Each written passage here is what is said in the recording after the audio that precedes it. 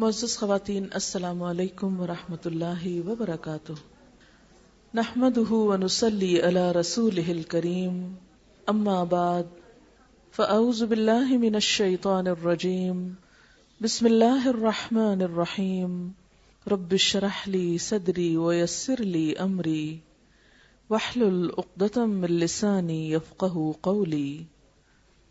ان الحمد للہ نحمده ونستعینہ ونستغفرہ ونؤمن بہ ونتوکل علیہ ونعوذ باللہ من شرور انفسنا ومن سیئات اعمالنا، من یہدہ اللہ فلا مضل لہ ومن یضلل فلا ہادی لہ، واشہد ان لا الہ الا اللہ واشہد ان محمدا عبدہ ورسولہ۔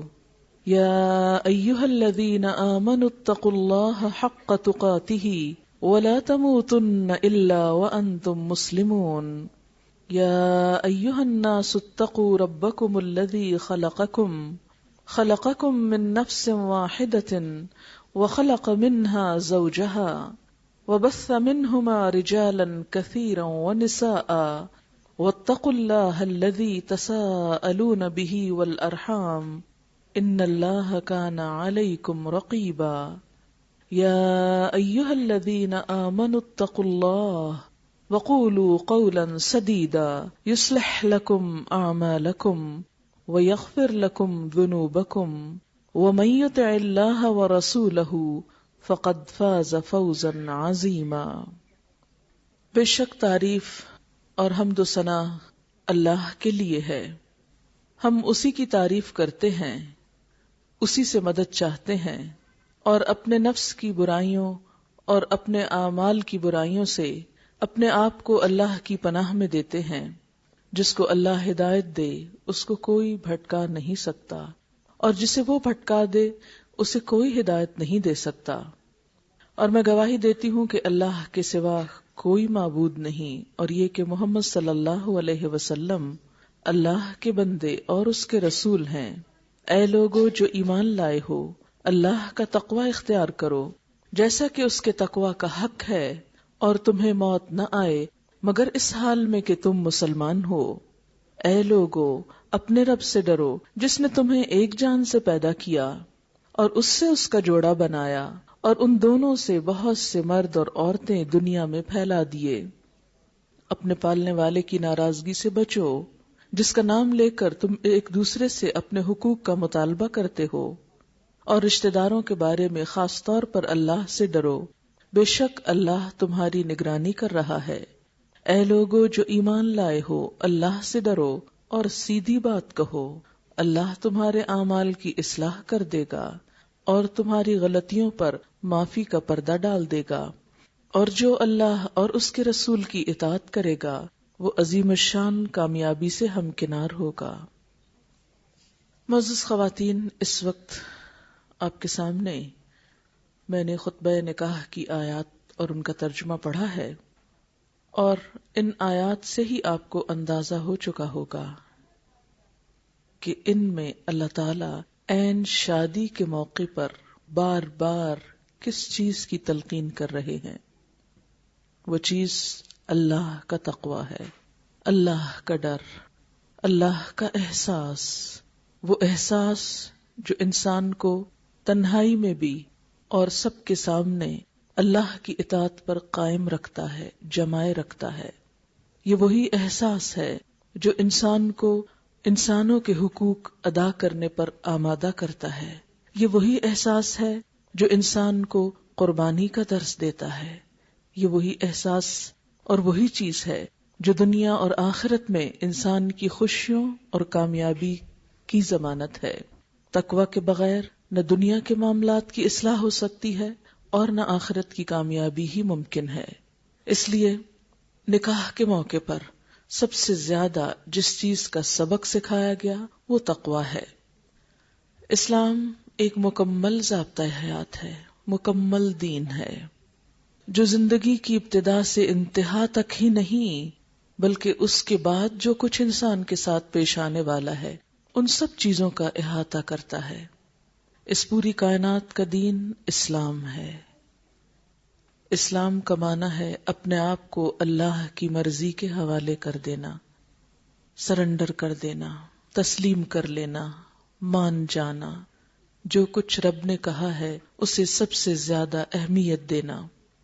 ہم اپنے چاروں طرف دیکھتے ہیں کہ کائنات کی ایک ایک چیز اللہ کی بات مان رہی ہے، سورج اس کے حکم کے تابع ہے، اسی لیے اپنی حدود کے اندر رہتے ہوئے ہمیں فائدہ پہنچا رہا ہے۔ اگر وہ تھوڑا سا بھی اپنی حد کو پار کر جائے اور اپنی حدود سے نکل کر زیادتی کرنے لگے تو ہمارا یہاں جینا دوبھر ہو جائے۔ پہاڑ اللہ کے حکم سے جمے ہوئے ہیں، اگر وہ چلنا شروع کر دیں تو ہمارا اس زمین پر رہنا مشکل ہو جائے۔ جانور اللہ کے حکم سے مسخر ہیں کہ ہم ان کی پیٹھ پر سوار ہو سکتے ہیں۔ مویشی اس کا کہنا مان رہے ہیں جبھی ہم ان کا دودھ پی سکتے ہیں اور ان کا گوشت استعمال کر سکتے ہیں۔ انسان دنیا کے ہنگاموں سے نکل کر کسی بھی وقت تنہائی میں فطرت کے مناظر کو دیکھتا ہے تو ان کو بھی پرسکون پاتا ہے اور خود بھی سکون حاصل کرتا ہے۔ ایسا کیوں ہے؟ اس لیے کہ وہ سب کے سب اپنی اپنی حدود کے اندر رہ کر کل لہ قانتون، اسی کے فرما بردار ہیں۔ وہ سب جو آسمانوں میں ہیں اور وہ جو زمین میں ہیں، سب اسی کی فرما برداری کر رہے ہیں۔ اس میں انسان کے لیے ایک بہت بڑا سبق ہے کہ اگر انسان اپنی اس زندگی کو اور اپنی آخرت کو پرسکون بنانا چاہتا ہے تو اس کے لیے اس کے سوا کوئی چارہ نہیں کہ اپنی مرضی کو اللہ کی مرضی کے تابع کر دے۔ جب انسان اپنی حدود سے باہر نکل کر دوسرے پر زیادتی کرتا ہے، سرکشی کرتا ہے، دوسرے کے ساتھ ظلم کرتا ہے، تو وہ صرف دوسرے کو نقصان نہیں پہنچاتا، خود اپنے لیے بھی تکلیف اور مصیبت اور پریشانی کے دروازے کھولتا ہے۔ اسلام اللہ کا بھیجا ہوا وہ طریقہ زندگی ہے جو اس نے ہمارے لیے پسند کیا، اور اگر ہم اس طریقہ زندگی کو چھوڑ کر اپنے لیے کچھ اور پسند کریں تو کبھی بھی کامیاب نہیں ہو سکتے۔ ارشاد باری تعالی ہے وَمَن يَبْتَغِ غَيْرَ الْإِسْلَامِ دِينًا فَلَن يُقْبَلَ مِنْهُ وَهُوَ فِي الْآخِرَةِ مِنَ الْخَاسِرِينَ، جو اسلام کے علاوہ کوئی اور طریقہ اختیار کرے گا، کسی اور طریقے پر چلے گا، وہ ہرگز قبول نہ کیا جائے گا اور وہ آخرت میں نقصان اٹھانے والوں میں شامل ہو جائے گا۔ لہذا ہمارے لیے اس کے بغیر کوئی چارہ کار ہی نہیں کہ ہم اپنی پوری زندگی کو اللہ کی مرضی کے مطابق ڈھال لیں، اور اللہ کا حق بھی یہی ہے کہ ہم اس کے فرما بردار بن جائیں۔ ہمارے پاس جو کچھ ہے وہ کس نے دیا؟ اللہ نے دیا۔ یہ وجود اللہ کا دیا ہوا، یہ عقل اور سمجھ، دیکھنے اور سننے اور بولنے کی صلاحیت اللہ کی دی ہوئی، مال و دولت اللہ کا دیا ہوا، یہ عزیز اور رشتہ دار اور وہ انسان جو ہمارے لیے خوشیوں کا سبب ہے، وہ سب کس کے دیے ہوئے؟ اللہ کے دیے ہوئے۔ اللہ نے دلوں میں محبت پیدا کی، اللہ نے یہ رشتے بنائے، پھر کیا اللہ سے یہ ساری نعمتیں پا کر ہم اسی کی نافرمانی کریں اور ان تمام چیزوں کو اس کی نافرمانی میں استعمال کریں؟ زبان اللہ نے دی، اللہ کی مرضی کے خلاف بولا کریں، کان اس نے دیے، اس کی مرضی کے خلاف سنا کریں، آنکھیں اس نے دی، اس کی مرضی کے خلاف دیکھا کریں۔ اگر ہماری زندگی اسی طریقے پر ہوئی تو بھلا ہم کیسے کامیاب ہو سکتے ہیں؟ سب نعمتیں اس سے پا کر، امانت کے طور پر اس سے لے کر، پھر اس کی مرضی کے خلاف استعمال کر کے جب یہاں سے جائیں تو انعام پائیں کہ ہاں میرے بہت اچھے بندے آ گئے جنہیں میں نے اتنا کچھ دیا تھا، جو انہوں نے سارے کا سارا میری نافرمانی میں لگایا، اور اب میرے پاس جب واپس آئے تو مزید کے طلبگار ہیں، اب یہ جنت کے سوالی ہیں۔ کیا جنت ایسے ہی لوگوں کا حق ہے جو اپنی زندگی کو، اللہ کی دی ہوئی نعمتوں اور امانتوں کو اللہ کی مرضی کے خلاف استعمال کر کے دنیا سے جائیں؟ کیا جنت میں انہی کو ویلکم کیا جائے گا؟ انسان خود بھی اس بات کا فیصلہ کر سکتا ہے۔ لہذا ہر طریقے سے حق یہی ہے کہ ہم اپنی ساری زندگی کو اللہ کی مرضی کے تابع کر دیں، اور یہ صرف مسجد میں نہیں، صرف نماز کی حد تک نہیں، صرف رمضان میں نہیں، صرف حج کے موقع پر نہیں، بلکہ ہر موقع پر۔ قرآن پاک میں نبی اکرم صلی اللہ علیہ وسلم کو فرمایا گیا، قل ان صلاتی ونسکی ومحیای ومماتی للہ رب العالمین لا شریک لہ وبذالک امرت وانا اول المسلمین۔ اے حبیب آپ کہہ دیجئے، آپ ان کو بتائیے، کیا ان صلاتی بے شک میری نماز، ونسکی اور میری قربانی، ومحیای میری زندگی، ومماتی میرا مرنا، للہ رب العالمین سب کچھ اللہ رب العالمین کے لیے، اس کا کوئی شریک نہیں، اسی کا مجھے حکم دیا گیا، اور میں سب سے پہلا مسلمان ہوں، سب سے پہلے سر تسلیم خم کرنے والا ہوں۔ تو گویا مسلمان کس کو کہتے ہیں؟ جس کی نماز بھی اللہ کے لیے، جس کی قربانی بھی اللہ کے لیے، جس کا جینا بھی اس کے لیے، جس کا مرنا بھی اس کے لیے۔ جب ساری عبادات اس کے لیے، جب جینا اور مرنا اس کے لیے، تو جینے اور مرنے کے درمیان بھی جتنے کام ہیں وہ سب بھی اس کے لیے، اس کی مرضی کے مطابق، اس کے حکم کے مطابق۔ ایک مسلمان اور کافر کی پہچان کیا ہے؟ اس کے طور طریقے، اس کا رہن سہن۔ اگر وہ اس سے مختلف نہیں تو زبان سے کہنا تو بہت آسان ہے۔ اقبال نے بھی کہا تھا، زبان سے کہہ بھی دیا لا الہ تو کیا حاصل، دل و نگاہ مسلمان نہیں تو کچھ بھی نہیں۔ اگر دل میں رب نہیں اور ہماری نگاہ اس کو نہیں پاتی، اس کے آگے ہم نہیں جھکتے، تو کچھ بھی نہیں۔ اس لیے مسلمان وہ جس کی پیدائش کی ساری خوشیاں اللہ کی مرضی کے مطابق، جس کی موت کی ساری رسمیں اللہ کے رسول صلی اللہ علیہ وسلم کے طریقے کے مطابق، اور جس کی خوشیاں خواہ وہ شادی بیاہ ہو یا کوئی اور موقع ہو، وہ سب بھی سنت رسول صلی اللہ علیہ وسلم کے مطابق۔ وہ دنیا کے کامیاب ترین انسان تھے، ان سے بڑھ کر کس نے نام پایا، ان سے بڑھ کر کس نے عزت پائی، ان سے بڑھ کر دنیا میں کون عظیم ہو کر جیا، لیکن انہوں نے شادیاں بھی کی، ان کے ہاں موتیں بھی ہوئیں، اور وہ سب کچھ کیسا تھا، اور آج ہم آپ کی امت ہیں، اور ہم کس طریقے پر چلے جا رہے ہیں۔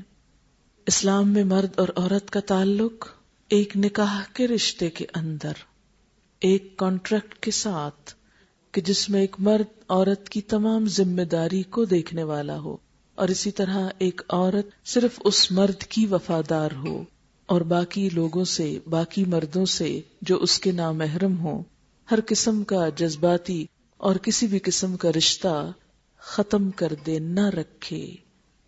اسلام میں شادی کا تصور دوسرے مذاہب اور کلچر سے مختلف ہے۔ اسلام خاندانی زندگی کو بہت اہمیت دیتا ہے۔ اسلام میں شادی کرنا ایک عبادت ہے۔ آپ صلی اللہ علیہ وسلم نے فرمایا، النکاح سنتی، نکاح میری سنت ہے، فمن رغب عن سنتی فلیس منی، جو میری سنت سے منہ موڑے اس کا مجھ سے کوئی تعلق نہیں۔ کوئی شخص یہ سمجھے کہ شادی نہ کرنا زیادہ ثواب کا کام ہے، یا اس کے بغیر رہنا زیادہ نیکی اور اجر کا کام ہے، اسلام میں ایسا کوئی تصور نہیں۔ آپ صلی اللہ علیہ وسلم نے نکاح کی ترغیب دیتے ہوئے فرمایا، قرآن پاک میں بھی ہم دیکھتے ہیں، وَأَنكِحُوا الْأَيَامَ مِنْكُمْ وَالصَّالِحِينَ مِنْ إِمَائِكُمْ، کہ تم جو بھی بے نکاحیں ہیں ان کا نکاح کر دو، یعنی جب شادی کی عمر کو پہنچ جائیں تو بلا وجہ تاخیر نہ کرو۔ آپ صلی اللہ علیہ وسلم نے فرمایا کہ جب کوئی ایسا رشتہ آئے کہ جس کے دین ایمان سے تم مطمئن ہو تو نکاح کر دو، ورنہ فتنہ و فساد کا اندیشہ ہے۔ پھر اسی طرح اسلام میں شادی کی بنیاد کیا ہے کہ رشتہ تلاش کرتے وقت کیا چیز دیکھی جائے۔ آپ صلی اللہ علیہ وسلم نے فرمایا 4 چیزوں کی بنیاد پر نکاح کیا جاتا ہے، لڑکی کے حسن و جمال پر، اس کے مال پر، اس کے خاندانی نسب پر، اور اس کے دین پر۔ پھر فرمایا فاصفر بذات الدین تربت یداک، دیندار کو اختیار کرو، تمہارا ناک خاک آلود ہو. یہ ایک محاورہ ہے عربی کا، ناک خاک آلود ہو، جسے ہم کہتے ہیں تیرا بیڑا غرق ہو، ایک محاورے کے طور پر. بہرحال آپ صلی اللہ علیہ وسلم نے رشتوں کی بنیاد دین کو قرار دیا، اس لیے کہ جو شخص اللہ سے نہ ڈرتا ہو اس کے دل میں بندوں کا خوف کیا ہوگا. جو اللہ کا حق نہ دینا جانتا ہو وہ بندوں کا حق کیا دے گا. پھر اسی طرح ہم دیکھتے ہیں کہ خطبہ نکاح کے الفاظ میں بھی ہمارے لیے ایک بہت بڑا میسج ہے. فرمایا ان الحمد للہ، بے شک سب تعریف اللہ کے لیے ہے. نحمدہ، ہم اسی کی حمد کرتے ہیں. ونستعینہ، اور ہم اس سے مدد چاہتے ہیں. شادی کا موقع خوشی کا موقع ہے. خوشی کے موقع پر اللہ کا شکر ادا کرنا چاہیے. بندہ مومن کا حال بھی عجیب ہے. جب اسے خوشی ملتی ہے تو وہ شکر ادا کرتا ہے اور یہ شکر اس کے درجوں کو بلند کرتا ہے. اور جب بندے کو تکلیف پہنچتی ہے اور وہ صبر کرتا ہے تو یہ صبر بھی اس کے درجوں کی بلندی کا سبب بنتا ہے. فرمایا مومن کے سوا یہ چیز کسی کو نصیب نہیں ہوتی. لہذا ان الحمد للہ، اللہ کا شکر جس نے خوشی کا یہ دن دکھایا، اس لیے کہ اگر اللہ کا شکر انسان ادا کرتا ہے تو اللہ تعالیٰ نعمتوں میں اور اضافہ کرتا ہے. لیکن عموماً ہمارا حال یہ ہوتا ہے کہ جب ہمیں مشکل آتی ہے تو پھر بھی اللہ کو یاد کر لیتے ہیں، اور جب خوشی آتی ہے تو عموماً اس کو بھول جاتے ہیں اور اس موقع پر اپنی مرضی کرتے ہیں، اپنے دل پسند کے کام. شکر ادا کرنے میں سب سے اہم کیا ہے کہ اللہ کو ناراض نہ کیا جائے. لیکن ہمارا حال کیا ہے؟ اللہ جب خوشیاں دیتا ہے اس موقع پر ہم اس کو اور زیادہ ناراض کرتے ہیں.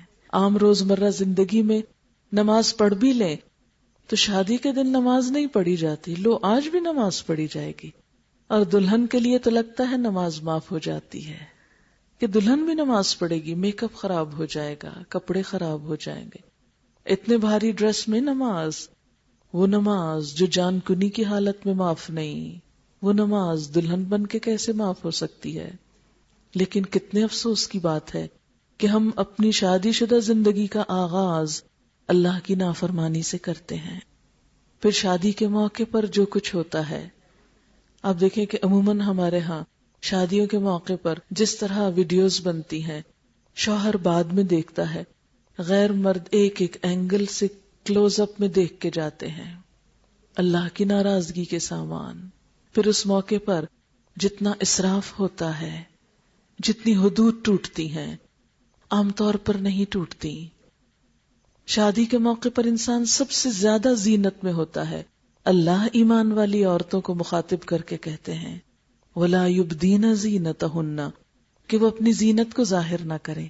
لیکن کس قدر افسوس کہ مسلمان بیٹیاں اپنی زندگی کے سب سے خوبصورت دن میں اپنی زینت کا سب سے زیادہ اظہار اللہ سبحانہ و تعالیٰ قرآن میں پکار کے فرماتے ہیں لا تبرجن تبرج الجاہلیت الاولی، دور جاہلیت کسی سج دھج نہ دکھاؤ.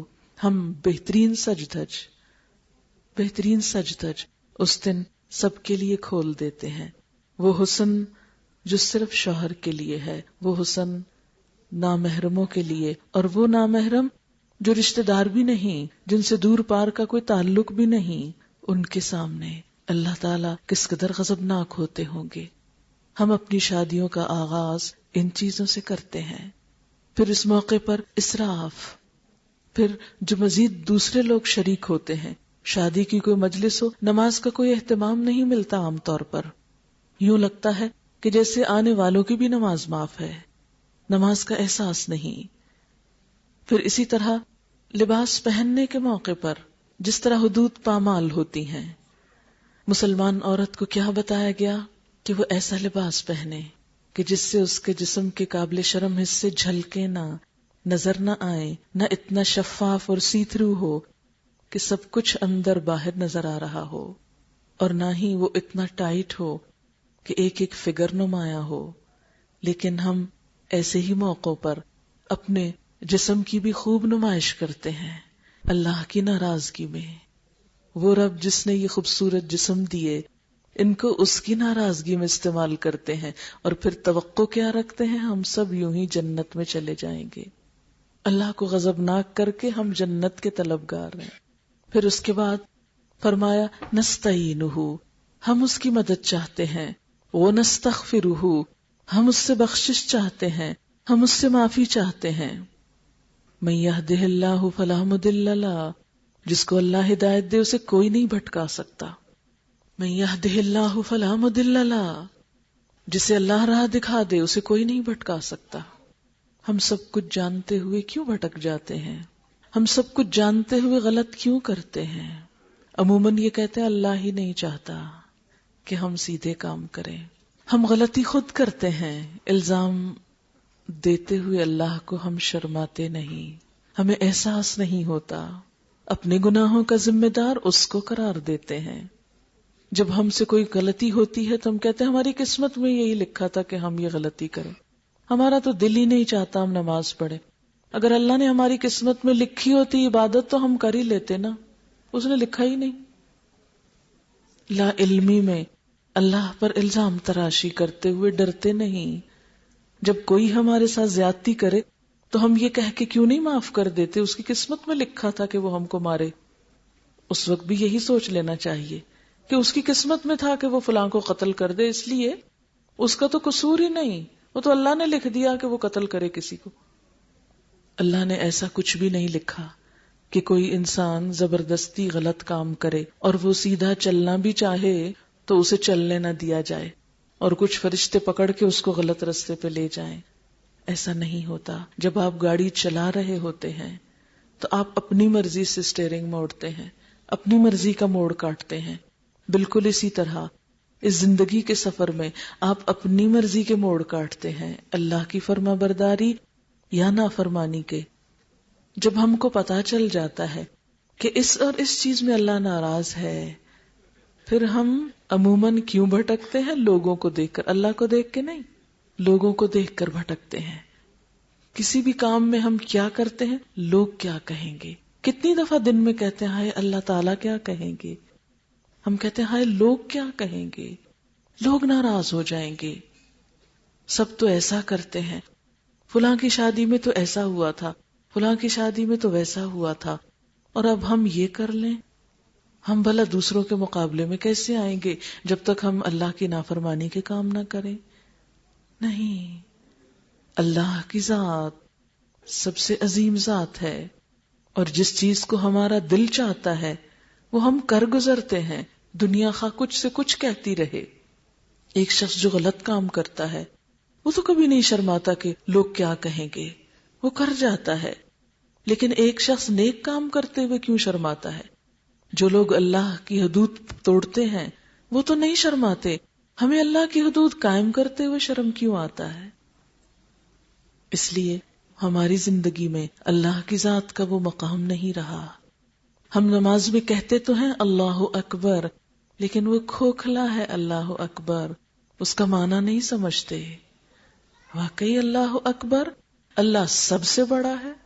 کیا حقیقت میں ہماری زندگی میں اللہ سب سے بڑا ہے کہ اس کی بات آ جائے تو سب پیچھے چلے جائیں؟ کوئی مصلحتیں نہیں، کچھ بھی نہیں، وہ سب سے بڑا ہے۔ جب وہ بڑا ہو جاتا ہے تو سب چھوٹے لگنے لگتے ہیں، جب وہ چھوٹا ہوتا ہے تو پھر ہمیں سب بڑے لگنے لگتے ہیں، سب کا خوف آنے لگتا ہے، سب سے دبنے لگتے ہیں۔ تو جب ہمارا دل ہی نہ چاہے، وہ جیسے کہا کہ تیرا دل تو ہے صنم آشنا، تجھے کیا ملے گا نماز میں؟ جب دل میں اور بت بیٹھے ہوئے ہیں تو اللہ کی عبادت اور اللہ اکبر کہنے سے کیا مل جائے گا؟ کچھ بھی تو نہیں۔ من یہدہ اللہ فلا مضل لہ ومن یضلل فلا ہادی لہ، جس کو وہ بھٹکا دے پھر اسے کوئی راستہ نہیں دکھاتا۔ اور وہ کس کو بھٹکاتا ہے؟ جو بھٹکنا چاہتا ہے، جو اسٹیئرنگ غلط رستے پہ موڑ کے لے جانا چاہتا ہے۔ پھر فرمایا اشہد ان لا الہ الا اللہ واشہد ان محمدًا عبدہ ورسولہ۔ اس موقع پہ کلمے کی تجدید، اور کلمہ بھی کیا سکھاتا ہے کہ میرا الہ، میرا رب، میرا معبود صرف اللہ ہے۔ اور میں محمد رسول اللہ صلی اللہ علیہ وسلم کی امت میں سے ہوں، میں آپ کو رسول مانتی ہوں، آپ ہمارے لیے ہدایت کا سامان لے کر آئے۔ پھر اس کے بعد خطبہ نکاح میں 3 آیات ہیں جن میں 4 دفعہ تقوی کی بات، یا ایھا الذین آمنوا اتقوا اللہ حق تقاتہ، اے لوگو جو ایمان لائے ہو اللہ کا تقوی اختیار کرو جیسے تقوی کا حق ہے، صرف زبان سے نہیں دل سے بھی، دل میں اس کا احساس لے آؤ، اس سے ڈرو۔ آپ دیکھیں کہ جب دل میں اللہ کا احساس ہوتا ہے انسان جھوٹ نہیں بول سکتا، کسی پہ جھوٹا الزام نہیں لگا سکتا، خیانت نہیں کر سکتا، کسی کے ساتھ زیادتی نہیں کر سکتا، کسی کا مال ہتھیا نہیں سکتا، اور جب خدا کا خوف نہ ہو، اذا لم تستحی فاصنع ما تشاء، پھر جو چاہو کرو۔ عموماً ہم سمجھتے ہیں کہ شادی شدہ زندگی کی خوشی کی بنیاد شاید مال پر ہو، شاید زیادہ دنیاوی اعتبار سے کسی بلند مرتبے پر ہونے کی وجہ سے ہو، لڑکی یا لڑکے کا ہونا، حالانکہ بنیاد کیا ہے؟ نہیں، ازدواجی زندگی کی خوشیاں تقوی میں ہے۔ جب خدا کا خوف ہوگا تو لازماً ایک دوسرے کے حق ادا ہوں گے، اور جب حقوق ادا ہوں گے تو زندگیوں میں امن اور خوشحالی آئے گی۔ پہلی آیت میں فرمایا صرف تقوی نہیں، حق تقاتہ ولا تموتن الا وانتم مسلمون، اور تم کو ہرگز موت نہ آئے مگر اس حال میں کہ تم مسلمان ہو، تمہاری شناخت ایک مسلمان کی شناخت ہو، تم دنیا کے کسی بھی حصے میں جاؤ، کہیں بھی ہو، تم اللہ کے بندے بن کر جیو۔ آپ نے دیکھا ہوگا کہ لوگوں نے مختلف برانڈ کے کپڑے پہنے ہوئے ہوتے ہیں، کپڑوں کے اوپر بڑے بڑے بعض اوقات وہ نام بھی لکھے ہوئے ہوتے ہیں، اور ان کو پہن کر بہت پراؤڈ فیل کرتے ہیں، مارکس اینڈ اسپینسر پہن کر، اور اس کے علاوہ اور بہت سے نام۔ لیکن ایک اللہ کا رنگ بھی ہے، صبغت اللہ، ایک وہ بھی ٹریڈ مارک ہے جو آخرت کی تجارت کا ہے کہ کہیں پر ہو مسلمان نظر آؤ، صبغت اللہ، ومن احسن من اللہ صبغۃ، اور اللہ سے بڑھ کر اچھا رنگ اور کس کا ہو سکتا ہے؟ دوسروں کو انسانوں کا بندہ بننے میں فخر ہے، ہمیں مالک کائنات کا بندہ بننے میں فخر ہونا چاہیے۔ لوگ دوسری قوموں کی نکالی کرتے ہیں، ہمیں اللہ کے رسول صلی اللہ علیہ وسلم کا تابعدار ہونا ہے۔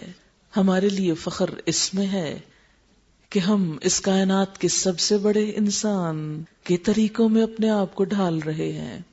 ہم کہیں پر بھی ہوں، ساری زمین اللہ کی ہے، کسی زمین پر جا کر کبھی یہ نہ سوچیں کہ یہ تو فلاں کا ملک ہے، چلو تم ادھر کو ہوا ہو جدھر کی، یا تم جس ملک میں ہو ویسے ہی بن جاؤ۔ نہیں، تمہاری شناخت ایک مسلمان کی شناخت ہو، اور وہ شناخت انسان کے طور طریقوں سے ہے، انسان کے رہن سہن سے ہے، اس کے اخلاق سے ہے، اس کے معاملات سے ہے۔ آج مسلمان اقوام کا نام کیوں بدنام ہے غیروں کے اندر؟ اس لیے کہ ہمارے اعمال خراب ہو گئے، ہم نے ان کے سامنے بہت برے نمونے پیش کیے۔ اس لیے فرمایا وَلَا تَمُوتُنَّ إِلَّا وَأَنْتُمْ مُسْلِمُونَ، اور اس لیے بھی کہ شادی کے بعد شوہر بیوی اور بیوی شوہر کی عادات اختیار کرتے ہیں، ایک دوسرے کے ساتھ ڈھلتے چلے جاتے ہیں۔ اگر ان میں سے ایک بھی اللہ کے دین سے غافل ہو تو دوسرے کے غافل ہونے کے چانسز بڑھ جاتے ہیں۔ اس لیے انسان کو اپنی نیکی اور اپنے اقدار پر قائم رہنا ہے، یہ سوچ کر نہیں ڈھلنا کہ چونکہ شوہر نہیں مانتا تو پھر ہم کیا کریں۔ عموماً خواتین یہی کہہ دیتی ہیں کہ شوہر بھی تو مجازی خدا ہے، کیا اس کو آپ کا ہر کام پسند ہے جو آپ کر رہے ہیں، یا کوئی کام اور بھی ایسا ہے جو اس کو پسند نہیں اور آپ کر رہے ہیں؟ جب دنیا کے بہت سے کام اس کی ناپسند کے خلاف ہو سکتے ہیں تو اللہ کا حکم اس کی ناپسند کے خلاف کیوں نہیں ہو سکتا؟ لہذا ہمیں ہر حال میں اللہ کا بندہ بن کر جینا ہے۔ پھر اس کے بعد فرمایا اللہ کا تقوی اختیار کرو، جس نے تمہیں ایک جان سے پیدا کیا، اسی سے اس کا جوڑا بنایا، اور پھر بہت سے مرد اور عورت دنیا میں پھیلا دیے۔ اس پالنے والے رب کی ناراضگی سے ڈرنا جس کا نام لے کر تم ایک دوسرے سے اپنے حقوق مانگتے ہو۔ اسلام میں شوہر اور بیوی کے ایک دوسرے پر حقوق اور فرائض رکھے گئے۔ ہمارے ہاں کچھ عرصے سے ایک بات بہت عام ہوئے جا رہی ہے، اور وہ یہ کہ ہر شخص صرف اپنا حق مانگ رہا ہے، فرض ادا کرنے کے لیے کوئی تیار نہیں۔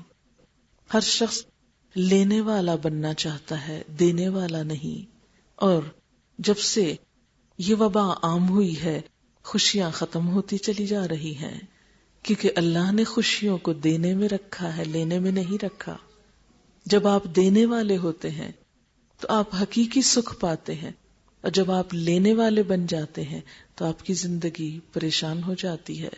لہذا شوہر اور بیوی کے درمیان خوشگوار تعلقات صرف اس شکل میں قائم ہو سکتے ہیں جب دونوں دینے والے ہوں۔ کیوں؟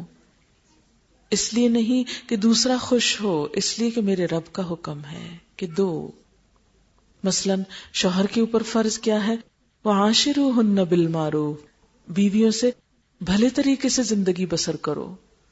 یہاں تک فرمایا فَإِن كَرِهْتُمُوهُنَّ، اگر وہ تمہیں ناپسند بھی ہوں، فَأَسَىٰ أَن تَكْرَهُوا شَيْئًا وَيَجْعَلَ اللَّهُ فِيهِ خَيْرًا كَثِيرًا، تو ہو سکتا ہے ایک چیز تمہیں سخت ناپسند ہو اور اللہ اسی میں بہت سی بھلائی رکھ دے۔ یعنی شوہر کو کیا سمجھایا گیا کہ بیوی کی اگر کوئی عادت، کوئی چیز، کوئی شکل و صورت، کوئی جسمانی حالت، کوئی بھی چیز اگر پسند نہیں تو بھی حوصلے سے کام لو، صبر سے کام لو، اس رشتے کو توڑو نہیں، اس لیے کہ ابغض الحلال الی اللہ الطلاق، اللہ کے نزدیک سب سے زیادہ ناپسندیدہ چیز حلال چیزوں میں طلاق ہے۔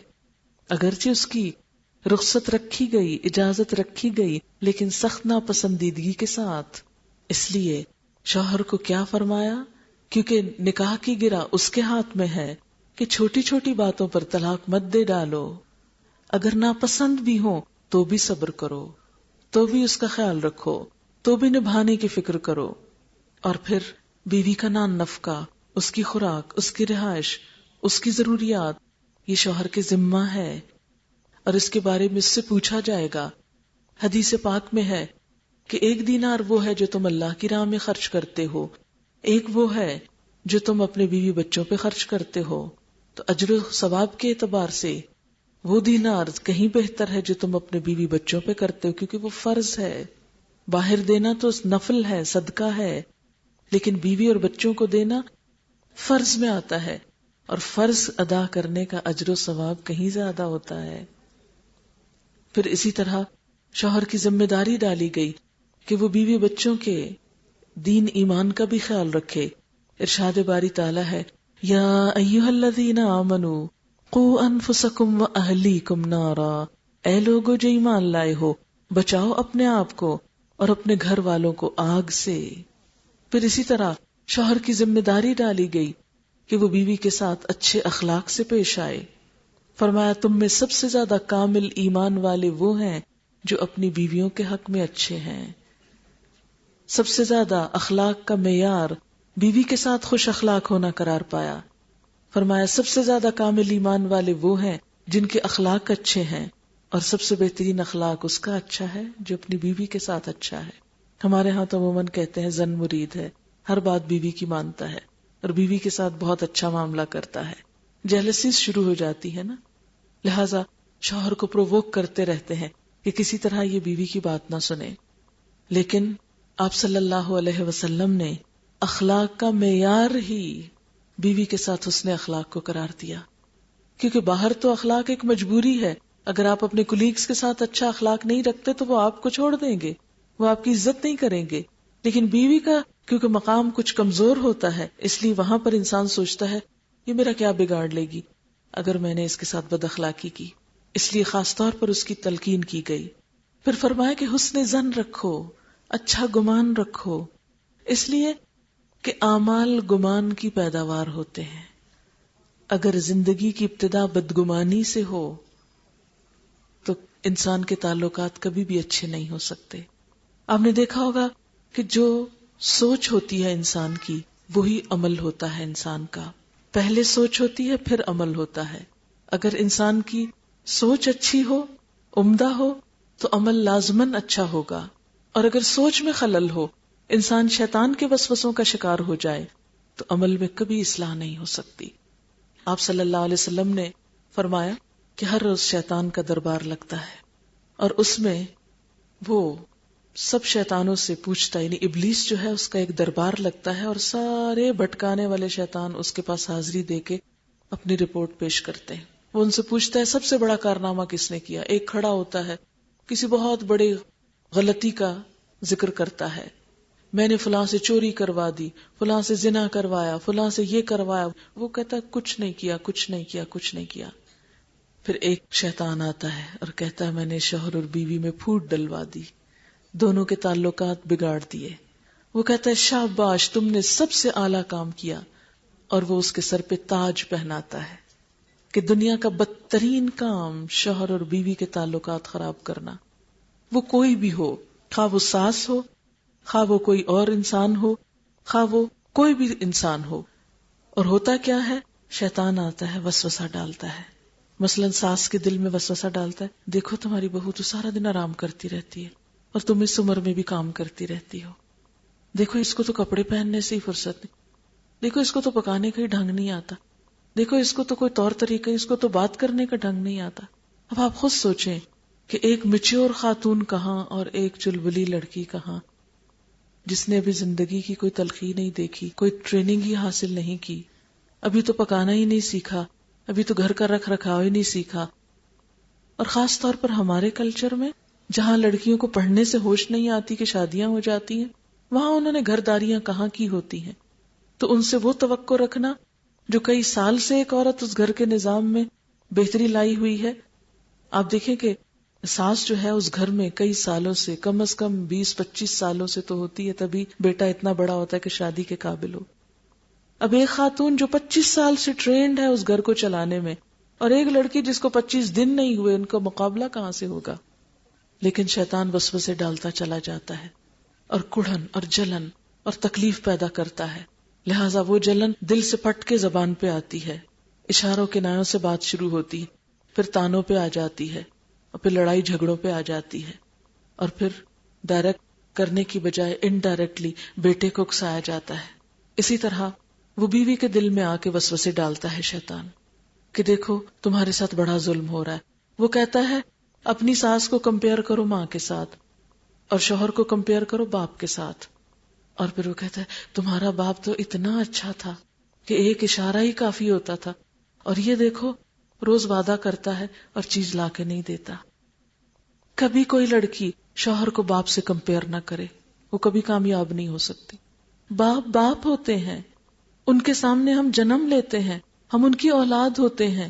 جو ان کے دل میں ہمارا مقام ہوتا ہے وہ شوہر کے اندر نہیں ہو سکتا، کیونکہ وہ رشتہ دوسرا ہے. اور یہ بھی ہو سکتا ہے کہ شوہر باپ سے بھی زیادہ کہیں کیئرنگ ہو، لیکن عموماً کیا ہوتا ہے، شوہر کی اچھائیوں کو ہم ایک طرف رکھتے ہیں، وہ نہیں باپ سے کمپیئر کریں گے. اس کا خیال رکھنا، اس کی محبت، اس کی ساری قربانی.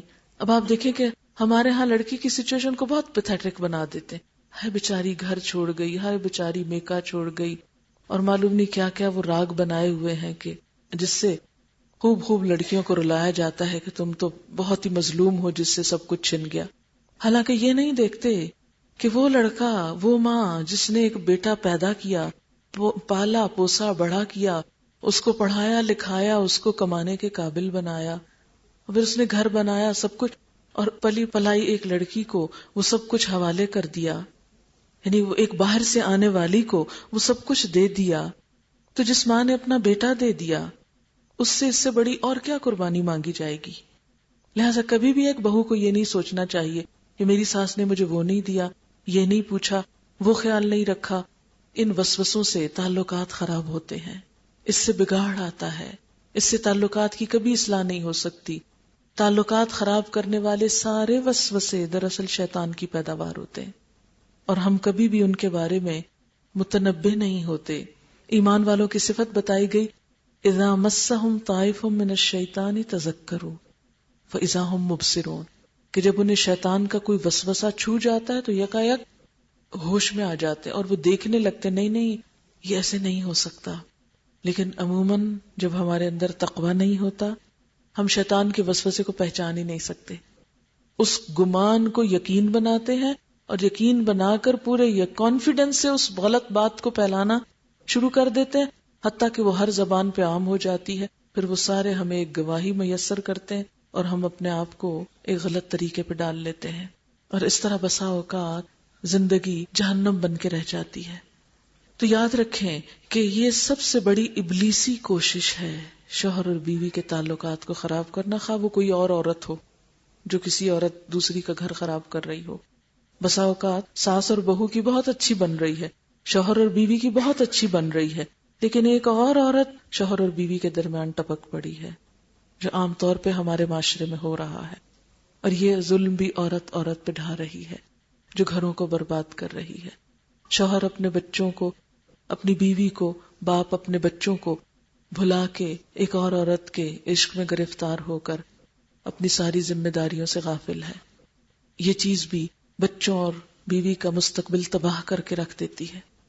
لہذا کوئی ایسی کوشش جو ان دو کے تعلق کو خراب کرے وہ ایک شیطانی کوشش ہے. اس لیے کہ جب ان دو کا تعلق خراب ہوتا ہے تو صرف دو افراد نہیں، دو خاندان ملوث ہو جاتے ہیں. دونوں کے والدین، بہن بھائی، سارا قبیلہ متاثر ہوتا ہے. انسان کی عبادت، انسان کا اخلاق، مزاج، ہر چیز بگڑتا ہے. پھر اگر بچے ہوں تو وہ سفر کرتے ہیں، ان کی زندگیاں جہنم بن جاتی ہیں، ان کے اندر عمر بھر کی تلخیاں رچ بس جاتی ہیں. لہذا یہ رشتہ جتنا مضبوط ہے، جتنا خوبصورت ہے، اتنا ہی نازک بھی ہے. اس لیے اس معاملے میں شوہر اور بیوی دونوں کو اپنے اپنے فرائض ادا کرنے چاہیے. بیوی کے فرائض کیا ہیں؟ قرآن پاک میں اللہ تعالیٰ فرماتے ہیں فالصالحات قانتات، نیک عورتیں فرما بردار ہوتی ہیں، شوہر کی بات مانتی ہیں.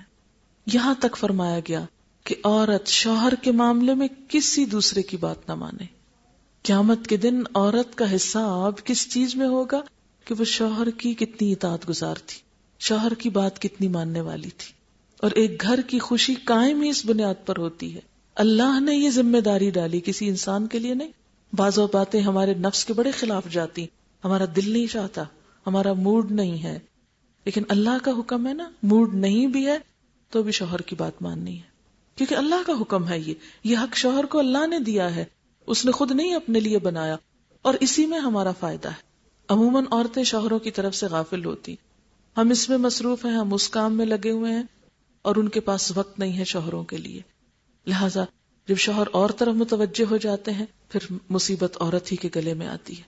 اس لیے فالصالحات قانتات، آپ صلی اللہ علیہ وسلم نے فرمایا دو لوگوں کی نمازیں ان کے سر سے اوپر نہیں اٹھتی، ان کے سر سے اوپر نہیں جاتی. ایک وہ غلام جو اپنے آقا سے بھاگ جائے جب تک کہ واپس نہ آ جائے، اور دوسرے وہ عورت جو اپنے شوہر کی بات نہ مانے.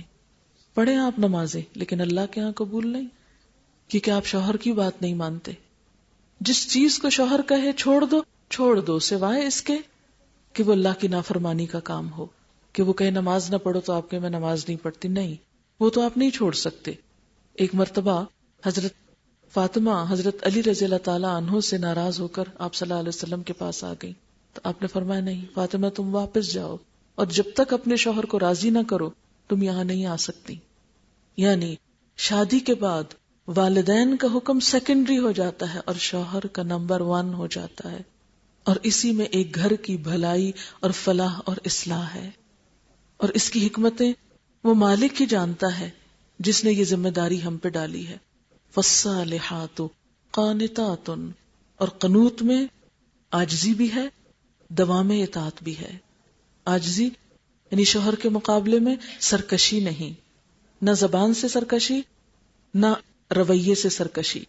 کیونکہ سرکشی کے لیے پھر اسلام نے کیا فرمایا کہ اگر تم عورت کی سرکشی سے ڈرتے ہو تو پہلے سمجھاؤ، اگر باز نہ آئے تو ان سے بستر الگ کر لو، اگر باز نہ آئے تو مار بھی سکتے ہو.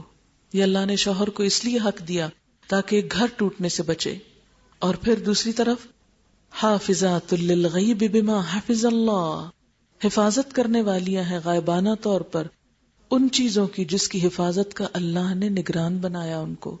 یعنی عورت اپنی ذات، اپنے جسم، اپنی جان، اپنے مال، اپنے گھر، ان تمام چیزوں کی حفاظت کرے.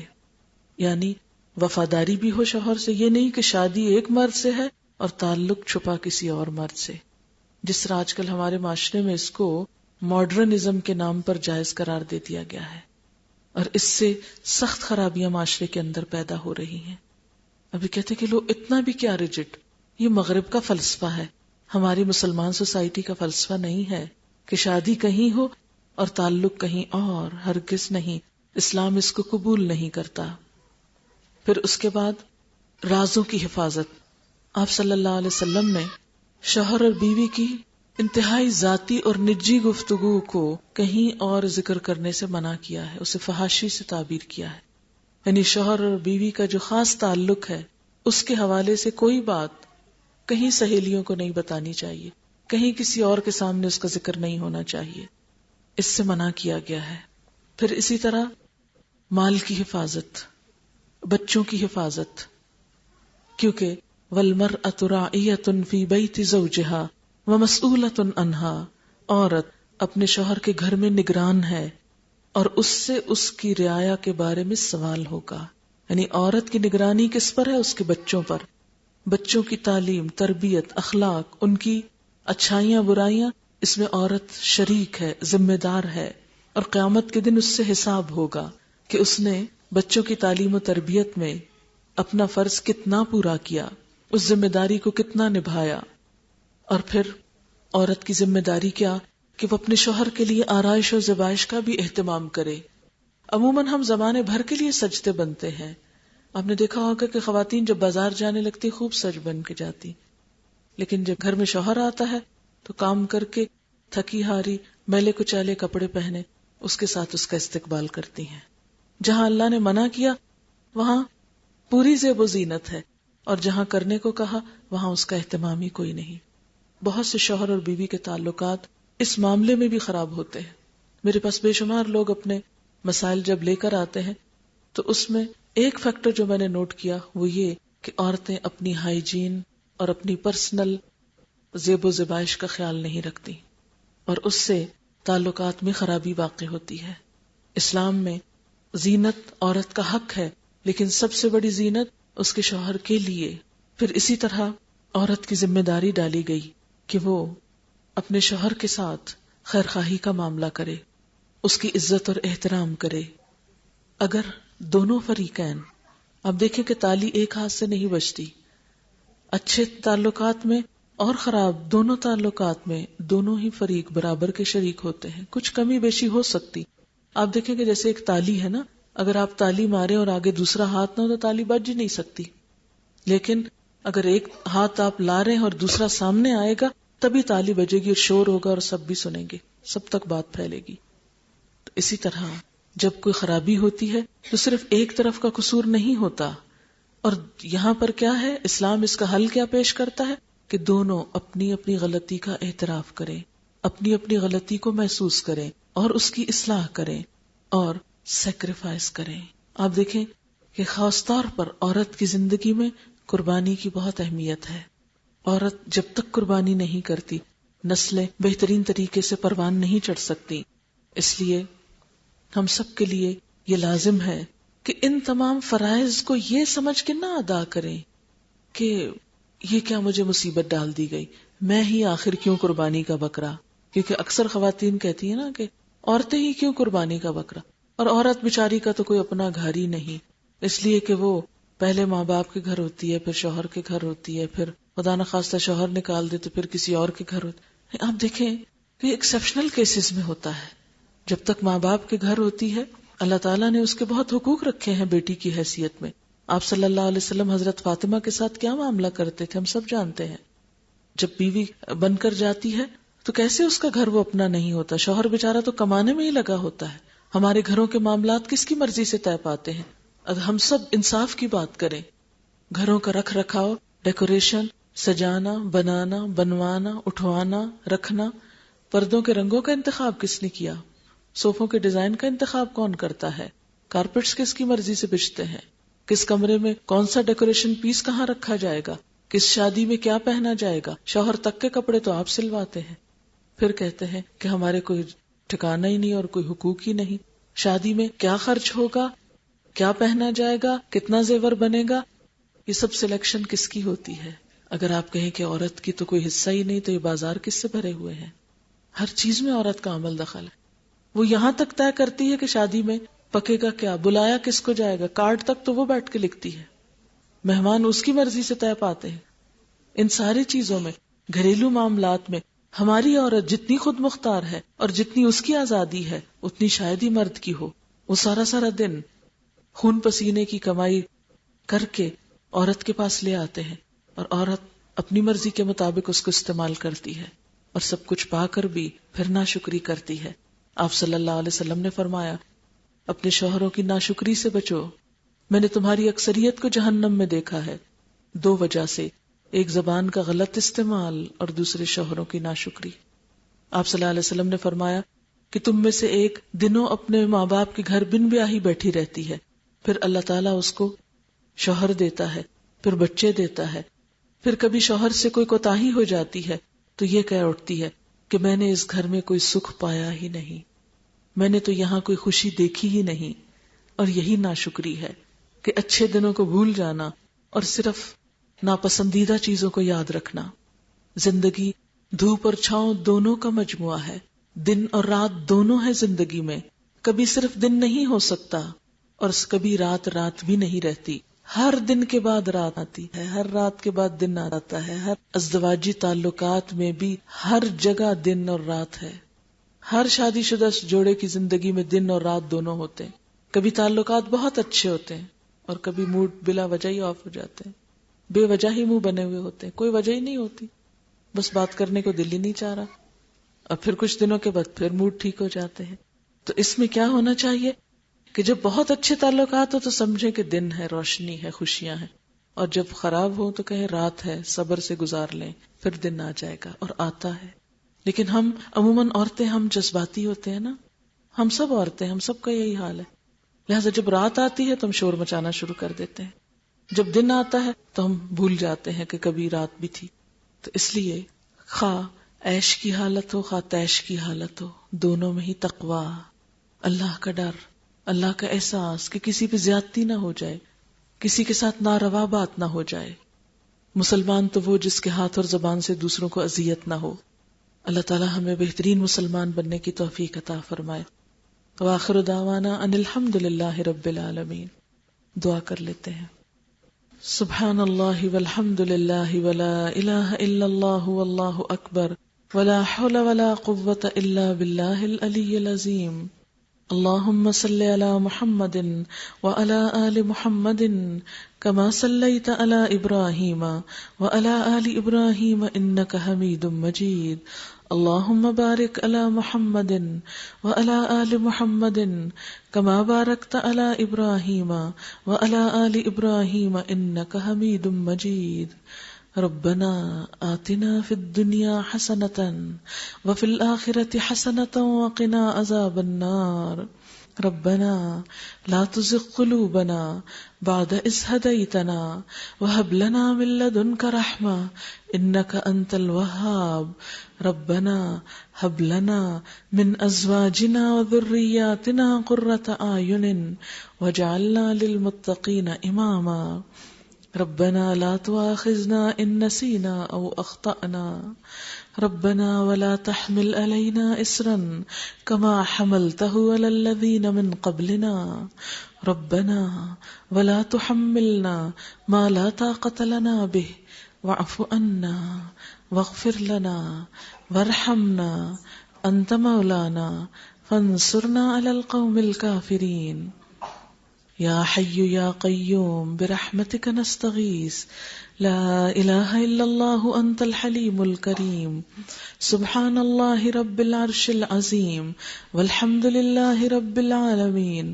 رب نسألک موجبات رحمتک وعزائم مغفرتک والغنیمة من کل بر والسلامة من کل اسم لا تدع لنا ذنبا إلا غفرته ولا هما إلا فرجته ولا حاجة هي لك ردا إلا قضيتها يا أرحم الراحمين.